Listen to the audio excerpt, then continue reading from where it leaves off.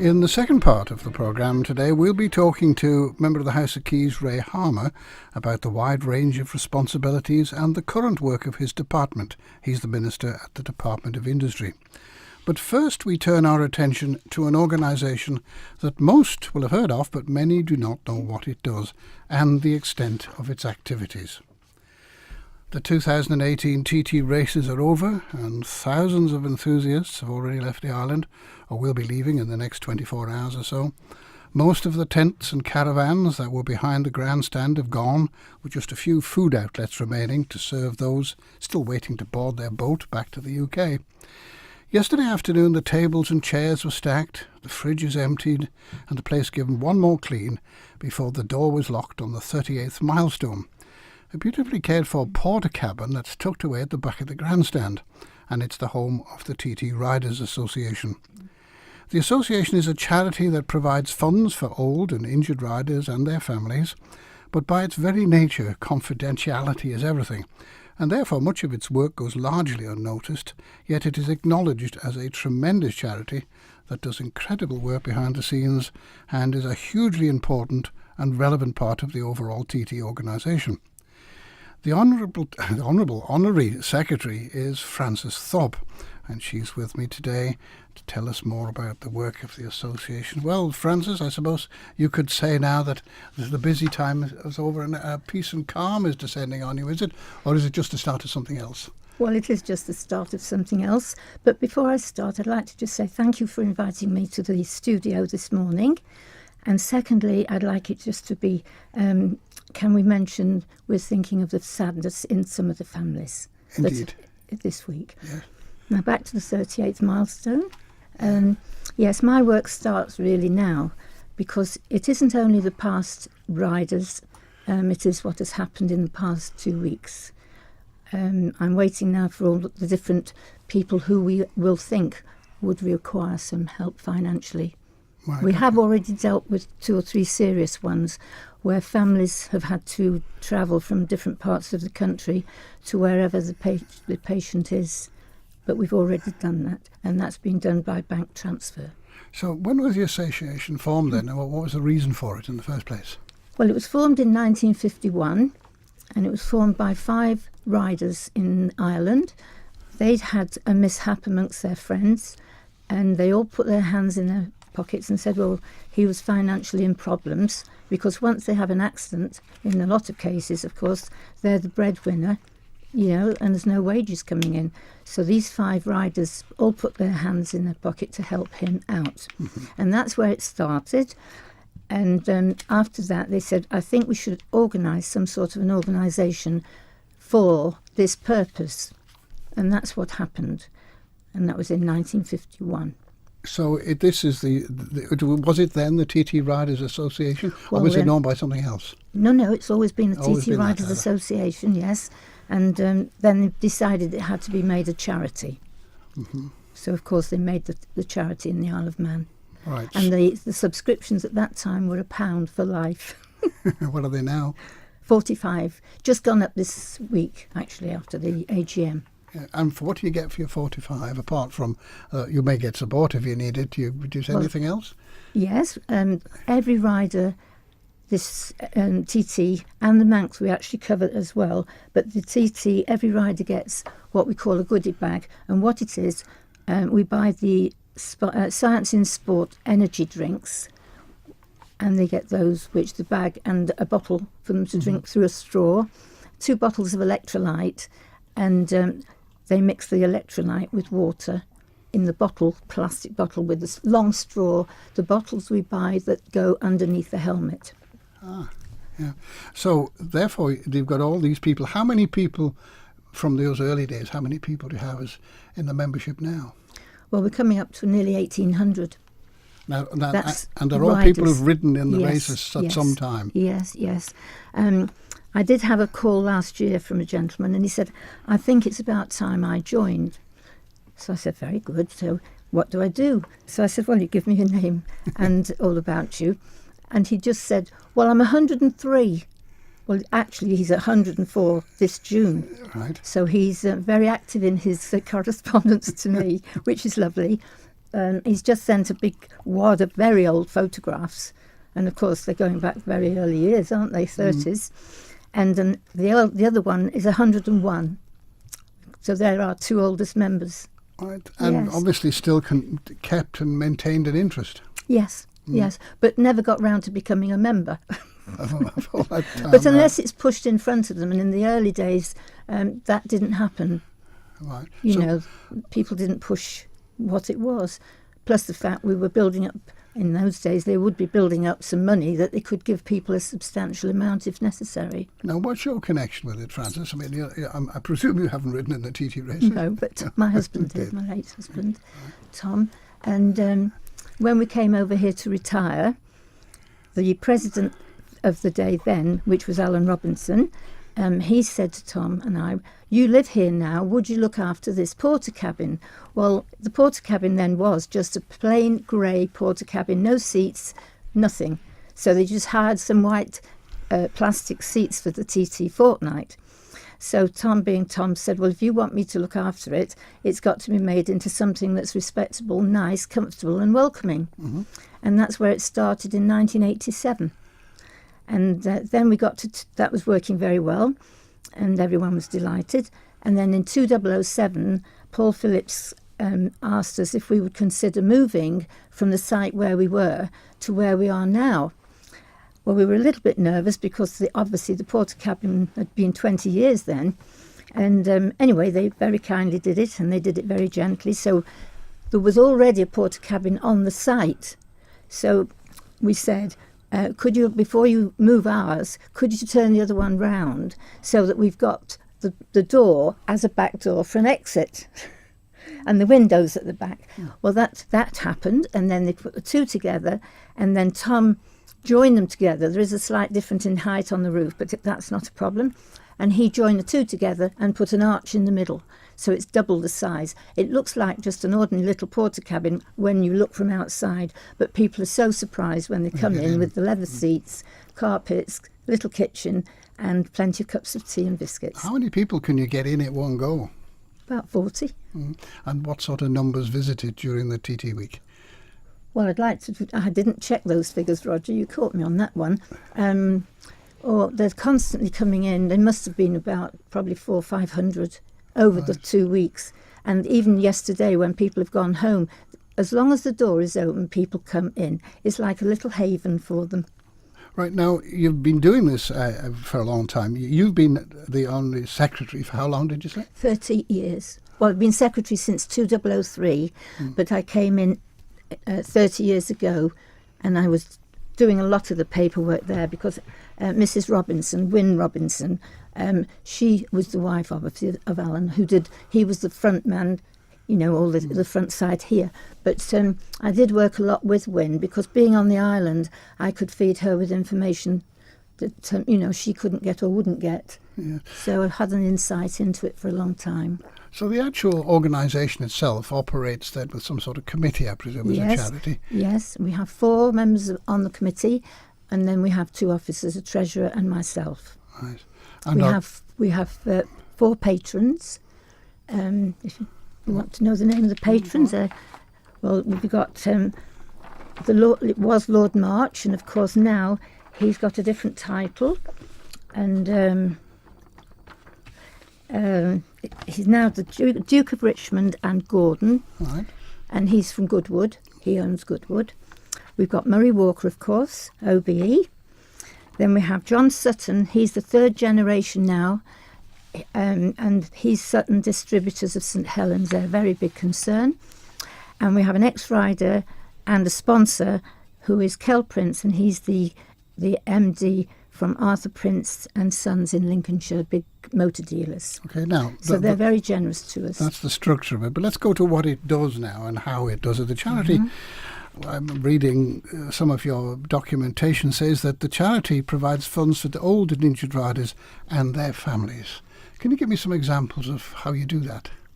Yes, well, without going into any names, of course, there are people who sometimes don't see what's coming with accidents, and you can have the husband or partner has a serious accident and it's fatal, so the families are left in rather a bad situation.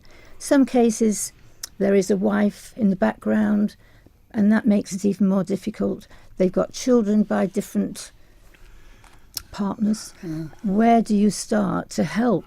Because we don't just give money to children, and then sometimes they decide they're going to do a trust, and the trust has to be made up properly, and so we have to wait until that goes forward. But in the meantime, we always make sure that there is children's have money for new school uniforms is one, and upbeat on holidays and outings with the schools. So we always make sure that that's covered until the main situation is sorted out. How do you decide the level of support you're going to give? Because it must change from individual to individual. It certainly does. Well, we get the information from whoever's responsible for the partner or the wife, and find out what their outgoings are and what their situation is, and if the rider is badly injured and he has a long time in hospital, and it can go on for months. In some cases we've got at the moment, it's going on now 3-4 years, and they're still having operations. So we still keep supplying them with a grant. For instance, if they can't get any help with the National Health speedily to get them on the way to recovery, then we will look into private appointments to speed it up. Well, I can understand how you would know about people who've been involved in accidents, but those people whose problems might arrive later as a result of this, how do you learn about them? Well, we hope that somebody somewhere in the society knows about it, and I constantly remind them in their newsletter that if you do know of anybody, please let us know. And it's all very diplomatic and confidential, so we don't even tell them who's told us about them. Or from the history in my file, I will now and again just make a contact to the family and say, how are you doing?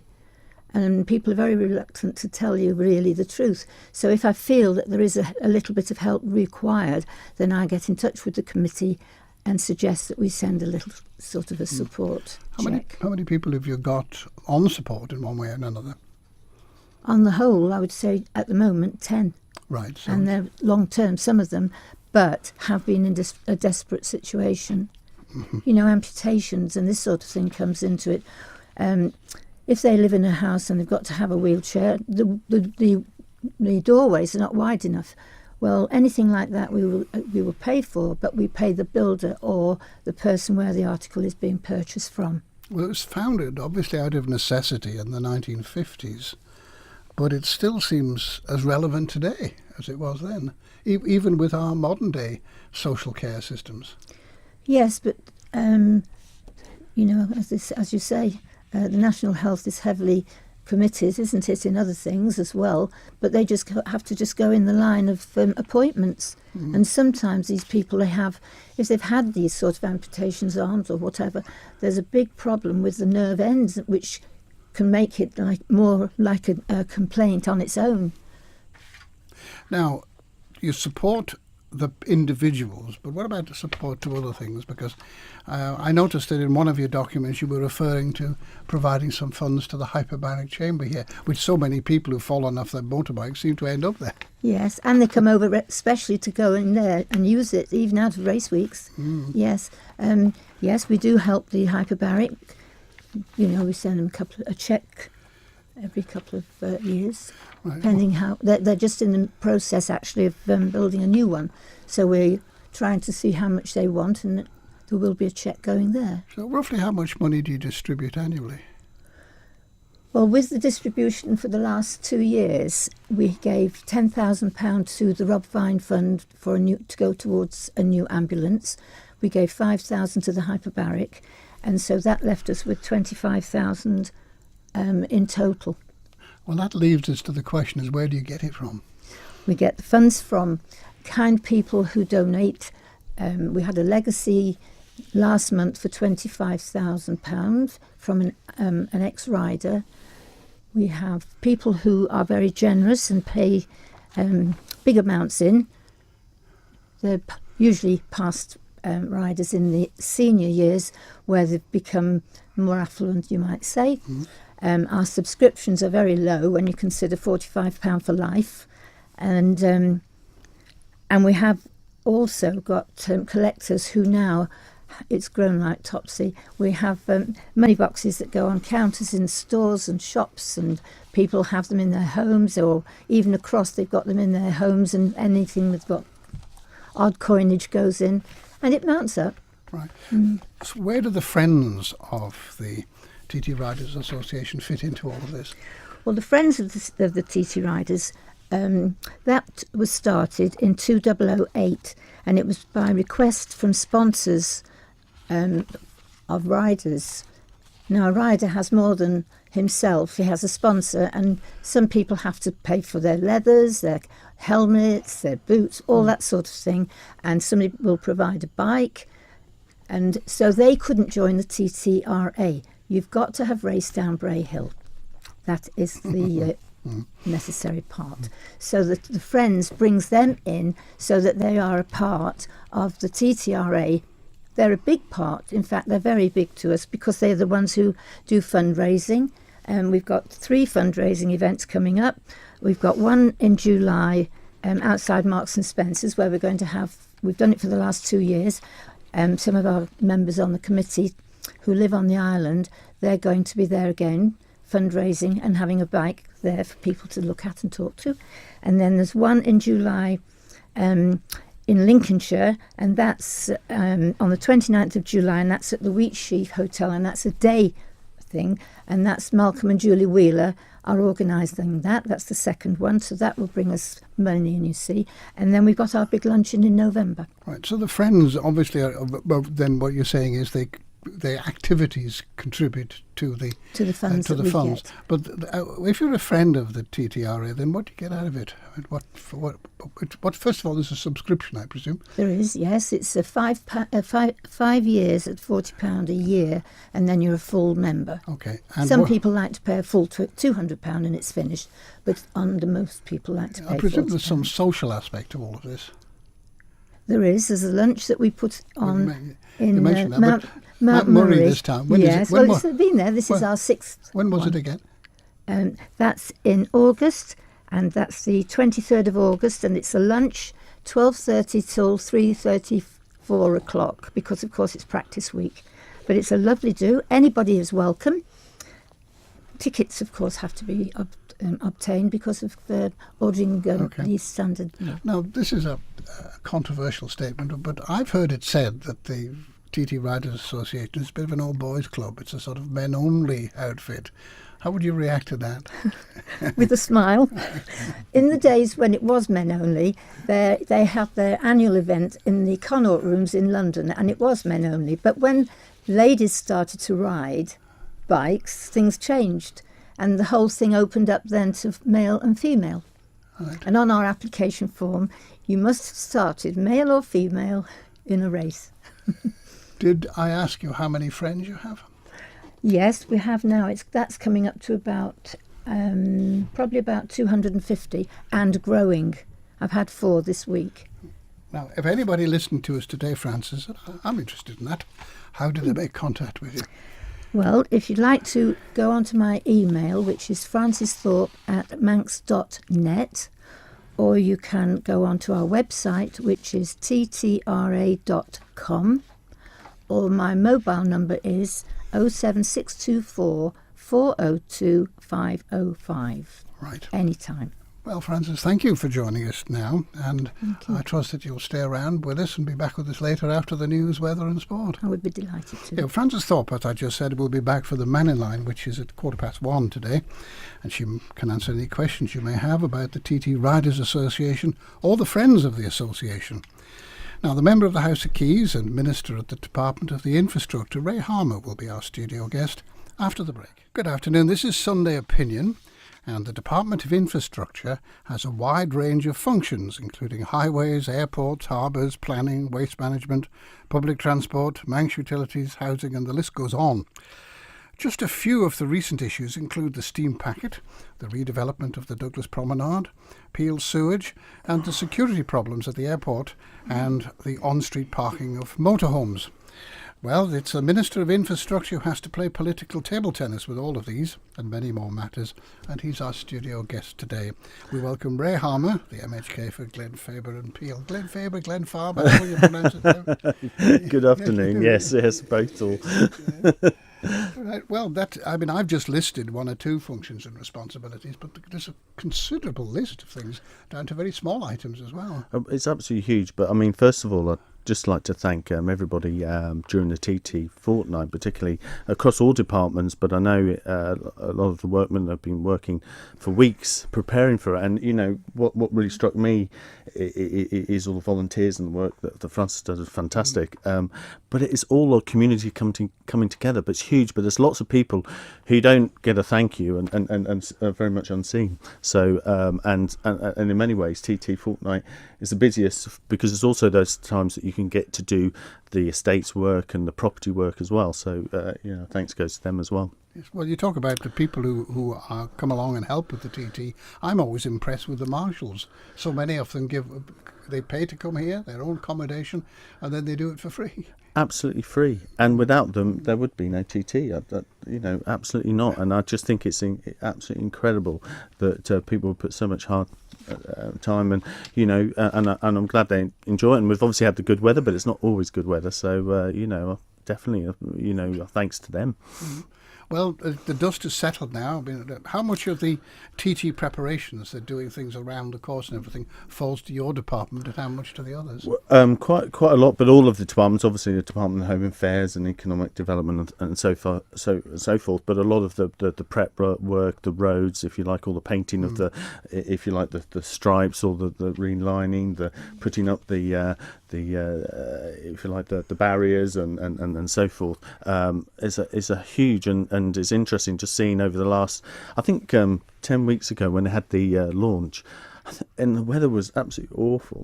I thought within 10 weeks it's come alive and everything is in place and it's such a sight to behold, really. Now, you've a department with a budget that is a revenue budget. I'm not talking about capital here, of just under 120 million pounds. Yeah. But I noticed that your net figure, your net expenditure at the end of it all, is just over 63 million. For a government department, that's some income. It's huge, and it's spread right across the board. Obviously, with the buses, with the airport, with roads in terms of, but also we manage a huge estate across the island, and all of that, generates a quite significant income. So actually managing the income and getting the most out of the income is as important as wisely spending the money. And one actually follows the other, so you have to be, careful not to be sort of penny wise and pound foolish. I think that's a very sort of important mantra in the department. There is a general public opinion, and I'm aware that this is not the case, that when they grumble about the potholes in the roads, that the car tax which we pay should be going towards fixing them. But it doesn't, does it? It goes into general revenue. Well, it did. Although I have changed that. I have put made that the highways directly has the road tax now. So that's one of the things I did change. And you can decide what you're going to spend it on. Yes, so that now directly goes into the highways budget. And but there's a top up as well. And Treasury put in an additional 1.1 million this year, which is important. There's lots of work that still needs to be done. I think we've got a legacy across the island. I have to say some roads are very good and some roads need a lot of work, but that's going to take a long time to fix. That's not a short-term issue. But we've now put that into one pot. Do you have a plan, a schedule? Could you say in 2 years' time we're going to do that? I mean, there's lots of. I mean, one of the things that's very interesting is although a lot of the rural roads are really quite in very good condition, a lot of the urban roads and a lot of the town roads are not so. So one of the things that I've decided to do is work on residential streets. But we can do 10 residential areas, estates within 5 years. But there's many more that need to be done across the island. So it will take.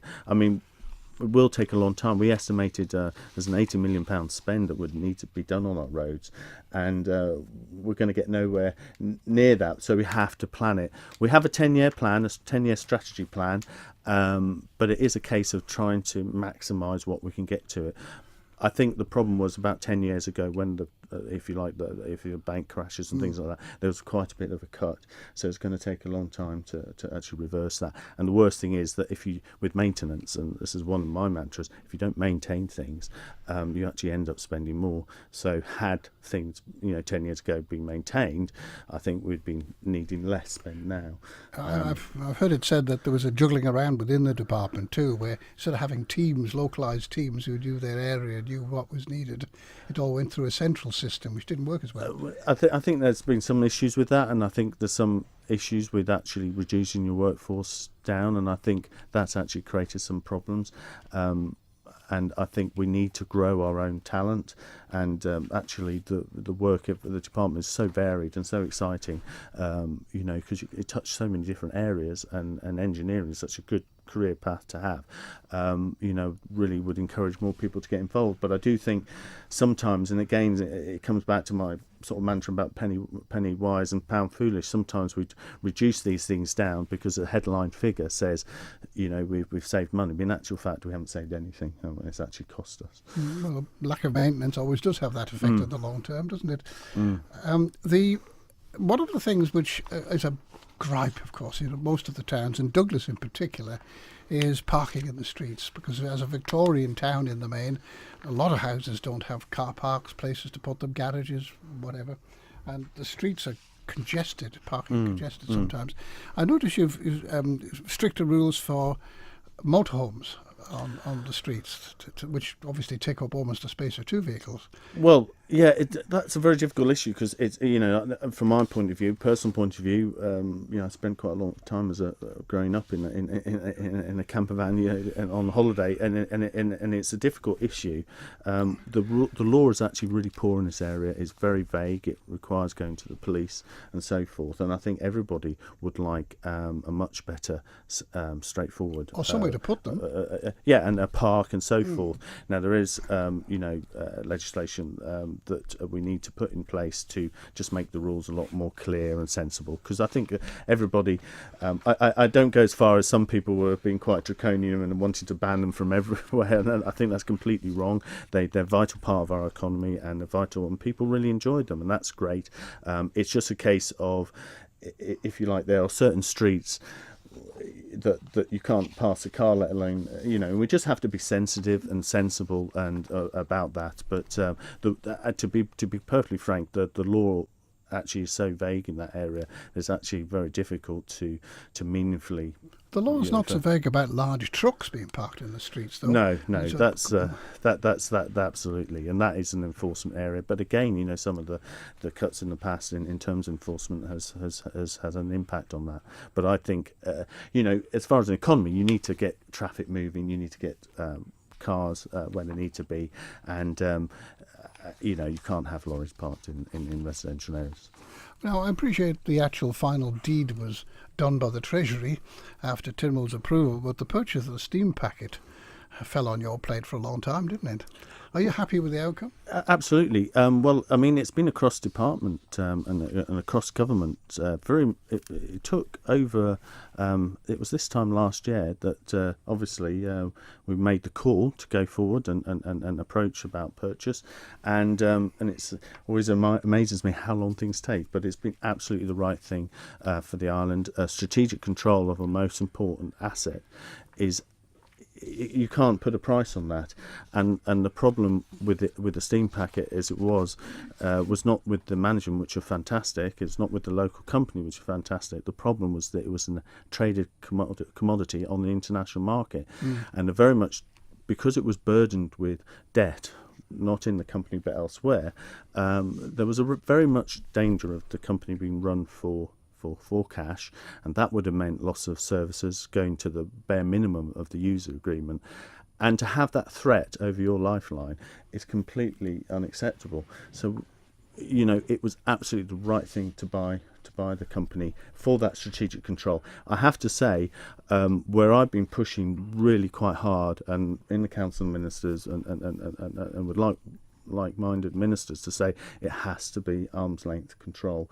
There isn't going to be, a special seat for dignitaries or anything like that, or cheaper fares. It has to be run as a commercial company in its own right. So and you're not aiming to have a political representation on the board or an administrative representation? Absolutely not. No. And for me, that was definitely a red line, because if I saw it coming back into government in that way, the figures that we have, and we've done a lot of analysis on what the value of the company, and it's quite a fine margin between a company that's profitable and a company that actually is run to the ground because of, if you like, politically charged fares or we must hand out fares free in TT or something. It's not a huge amount, and we're talking about percentage points in terms of prices. So running a successful company is a commercial exercise, not a government one.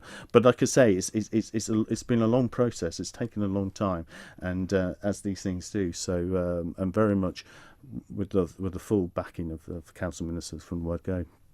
Well, there's a change though.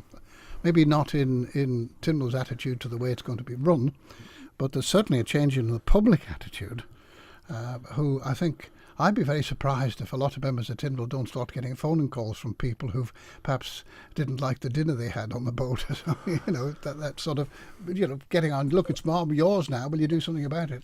I've had several, and to be honest, already, and I've had to say the same mantra every time, and in many ways, it actually was a difficult decision, because you knew politically it would be more difficult in the long run. You'd have more angst, more complaints, if you see what I mean. Mm-hmm. But for the nation's good, it had to be the right thing. Strategic control of your lifeline, and particularly with freight, as we all know, when the boats didn't run a few years ago, and famously there was no toilet paper in the shelves. It's very quick before we have the effects, and the freight is by far the most important issue. But it also was by far the most profitable, wasn't it, part of the business? It is, and I think one of the dangers with that as well is that not always, when freight prices are lower, does that follow through in the supermarket. So that has to be a concern. So what's the next step?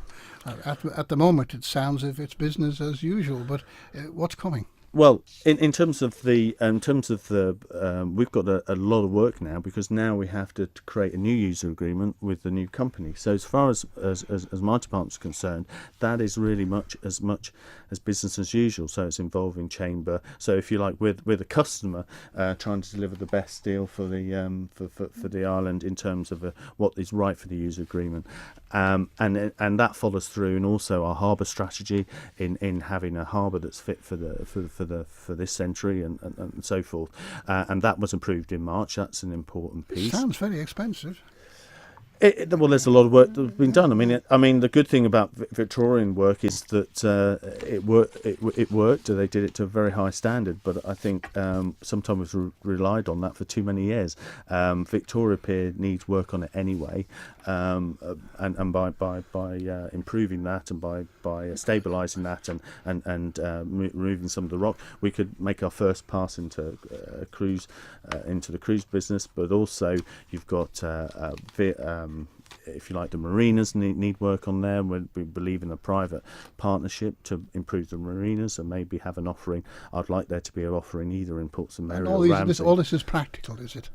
I mean, it's not just a wish list. No. This is. I mean, this. What I was very much keen to say, really, in Tynwald in March, was actually some real outcomes. So when it was a windswept March, and I was talking about the prom and the cruise terminal, and it was blowing a gale, Douglas could be quite significantly transformed. That's the work that we've been doing, but it's not just for Douglas, for the whole island, in terms of Lord Street, in terms of the prom, in terms of the potential of a not just cruise facility, but floating hotels and those kind of things facility, and also we're now working on Summerland. It will be quite a significant change, and for me, infrastructure is so vital. If you look at any of the really expanding economies, infrastructure is the most important. If you even go across Great Britain, it's where the south has had the infrastructure is where you get the economic benefit, where the north has struggled. So putting these things in place is going to be quite transformational and very real over the next 5 years. I appreciate there's been a tremendous pressure on money in the past few years, but I think a lot of people are quite dissatisfied at the way the Summerland site was left in such a mess. I mean, it was a very bad advert to the visitors, wasn't it? Yeah, and I think we've dillied and dallied on that site for too long. We had to clarify about the horse tram stables, and that was important that we were able to secure those. That allows us, the Summerland site, to be as one entity, and we've got a number of people that are looking to develop there, and it has been left as an eyesore, and it's for too long. It's 45 years, I believe, and since the NSC was opened, it's just been too long. And I think if we can pin both and develop both sides of the promenade, it will be something quite special. Well, the area what used to be called the town square, but it's not much of a town square, is it? I mean, that's another eyesore straight as you get off the boat. I know, and that one's more difficult, but this is, again, there's a lot of foundational work, and actually May Tynwald was quite an important Tynwald. Obviously the steam packet was really important, but a couple of other key parts, and a couple of that I'm passionate about. One is about planning and some of the work that we're doing in that area, and compulsory purchase and development sites. That's an important piece of work.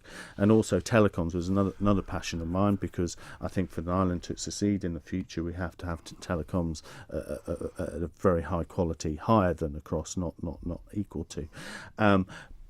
In some those sites that like Villiers site, they were speculative, and they're probably waiting for the price to rise to a certain level. Meantime, it has a massive detrimental effect on the island, and I think we need to be able to do more in that area to actually engage these sites, not just let them sit. I have actually seen plans from that site by somebody who wanted to buy it, but I think in the end was gazumped in some way, but it would have been a town square like we know them. Yes, exactly.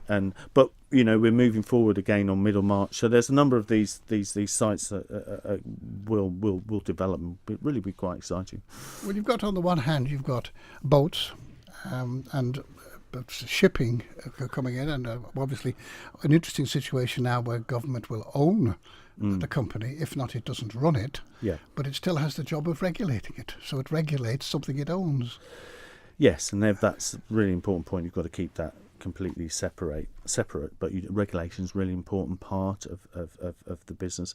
But I think the key bit, the reason why it will work, is because there'll be no political member on the board for the steam packet, which means it will run as its own entity. And I always remember a conversation with some of the management about this time last year, and almost, in my sense, the relief, of saying, actually, we've got some certainty now, because there's a whole structure underneath that the government, if you like, but as far as they're concerned, it's the same company. But I have to, going back to your point of regulation is a really, really important part of the jigsaw. Independent regulation. Yes, absolutely. Yeah, that's the point I was making. And it has to be absolutely independent. Well, talking about regulation is theoretically regulation on all transport in the Isle of Man. And the airport comes under that in one way or another. But there's been a lot of bad press for the airport lately. I mean, this airport security business really wasn't a very good advert for the Isle of Man, was it? Well, I think it's, again, you're dealing with something that didn't just happen. You're dealing with something that's been bubbling for a number of years, and the key factor in that is that planes are getting bigger, and therefore you're having to actually get through more passengers in one go.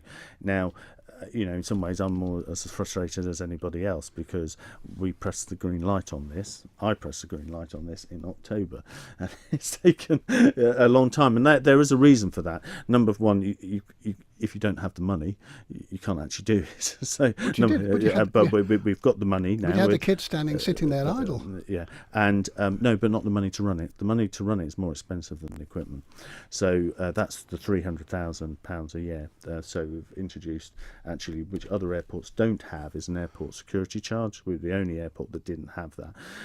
So that actually pays for the running of the equipment. It was never the the equipment, it was actually the men to do it. Now, again, it might seem there's only 4 people involved, but there's actually a team of around up to 20 people for each one of those lines. And in terms of nowadays, because of security checks, you can't just pick 20 people. You actually have to go through a whole rigorous, including the UK, of monitoring and training and checking. And that process takes up to 20 weeks. We also had a problem with salaries because the salaries were not appropriate, and we've had to. It's actually outsourced to another company. We've had to improve, put those more on an even keel, and obviously against a challenging labour market. But if any time of process, it isn't just about people. We have old equipment. Our IT was not good, so we didn't have the right monitoring equipment. We didn't have the right understanding if a passenger was late or so forth. So that's had to be redone. We're also improving our X-ray equipment. Again, it's very old. This allows the new equipment will allow you to actually look at the whole unit rather than having to bring the bag back again. But it's also about education, because we're still finding that one person can delay a queue for quite considerable time. So therefore, by readjusting where the trays are, they can get themselves prepared rather than blocking the queue. So all these things, it's not one item, but all of these items together. And as I say, for me, it's been frustrating at the length of time it takes, but with good speed, we should be by August. One has to say, though, from a public point of view, your staff, particularly your management at the airport, are professionals in the aviation industry, and they can detect trends. They're very good at detecting trends and other things. Should they not have seen this coming long before now and done something about it? I think it's about perception. It's about and this is where politics does come involved, because there was a change, and this is the change that, if you like, or the direction that I gave, in a sense that in the past it was about managing queues, and therefore if you arrived very early, you would get through reasonably quickly. I personally, it takes me 2 or 3 minutes every time, but I know if when there's a bottleneck, it can be really frustrating, really annoying. You're desperate to get on the plane. But what I said to him, it's not good enough about managing the queues. I want to be an airport of excellence. Now, that's a change of policy, and that's a change of direction. And therefore, you're not going for a standard of managing the queues. You're saying we actually need to perform to a throughput of maybe 10, 20 minutes, no more than that, of a passenger going through. So that was a change of policy. But without money, it's not going to happen, and we had to secure the money. So, and then we had to have a mechanism for that, which was the airport security charge. And again, you can't just, if you don't improve your X-ray equipment at the same time and do all those other things, you're only half fixing the issue. For example, it's often said that all you need to do is have an extra line, which is 20 staff, which is 20 weeks. The issue with that is that, let's say it takes you 50 minutes to get through a queue. Halving that is 25 minutes. The other improvements we're making will, hopefully improve it further. So all of these issues are important, and it's a change of policy. It's saying this isn't an airport where we just want to manage. It's an airport that we want to have excellence. I suppose the final question, of course, comes back to where we come in, and that's when. Well, it's due over the next 3 months. So towards the end of the summer, we'll have it. We should have everything in place. Now, Ray, there's so many different things we haven't touched on yet in your department. So we no doubt will be able to deal with some of them as we go into the man in line. And Frances, who's been sitting there very quietly listening to all this as we go along, Frances, and there was an interesting, something that might interest you when we get into the man in line, and that's Ray talked about the issue of planning, which was something else that we once talked about before. But anyway, we must end this edition of Sunday Opinion at this point, in which we took a look at 2 very different subjects with the assistance of Frances Thorp of the TT Riders Association and MHK Minister for Infrastructure Ray Harmer. Now, as you heard, both of them have agreed to join us again to continue the discussion in the Man in Line, Manx Radio's Sunday phone-in programme, which starts at 1:15 after the news, weather and sport. So if you've anything you would like to discuss with either of them, or anything else that you have in mind, telephone us on 66 1368. You may also text to 166177 or email to studio@banksradio.com. The programme was produced by Catherine Nichol. I'm Roger Watterson, and we all look forward to your company again at 1:15.